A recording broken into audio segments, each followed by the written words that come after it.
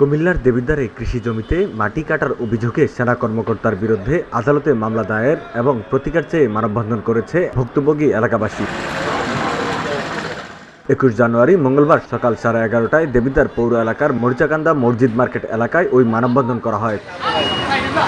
মানববন্ধনে ভুক্তভোগী পরিবারের পক্ষ থেকে বক্তব্য রাখেন অ্যাডভোকেট মোর্শেদ আলম মাসুম ভূঁইয়া। তিনি অভিযোগ করে বলেন, মরিচাকান্দা গ্রামের সেকান্দার আলী ভূঁইয়ার ছেলে কুমিল্লা সেনানিবাসের ইস্পাহানি স্কুল অ্যান্ড কলেজের সাবেক অধ্যক্ষ অবসরপ্রাপ্ত ব্রিগেডিয়ার মোহাম্মদ মুসলিম উদ্দিন ভূঁইয়া মরিচাকান্দা মৌজার ৪১৭ নং বিএস খতিয়ানভুক্ত ৩৪% জমির মাটি একই বাড়ির মৃত কনু মিয়ার ছেলে মোহাম্মদ জয়নুল আবদিনের মাধ্যমে স্থানীয় একটি ইটভাটায় বিক্রি করেছে। ফলে আমার সহ পার্শ্ববর্তী জমির মালিকগণ তাদের জমির অংশ ভেঙে ক্ষতিগ্রস্ত হওয়ার আশঙ্কা এবং আমার জমির উপর দিয়ে রাস্তা তৈরি করে মাটি বহনকারী ট্রাক্টরের চাকায় খানাখন্দ করার অভিযোগে স্থানীয় প্রশাসনের বরাবর আবেদন করি। ওই আবেদনে কোনো প্রতিকার না পেয়ে অবশেষে অবসরপ্রাপ্ত ব্রিগেডিয়ার মোহাম্মদ মুসলিম উদ্দিন ভূঁইয়া ও মোহাম্মদ জয়নুল আবদিনকে অভিযুক্ত করে কুমিল্লা ৪ নং জুডিশিয়াল ম্যাজিস্ট্রেট আদালতে মামলা দায়ের করি। মামলা দায়েরের পর স্থানীয় সেনা ক্যাম্পে আমাকে বারবার ডাকা সহ নানাভাবে হুমকির মুখে ফেলা হয়েছে।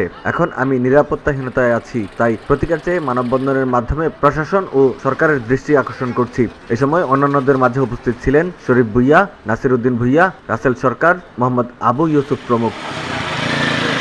মেহেদী হাসান রিয়াদ, ভিওডি বাংলা, কুমিল্লা।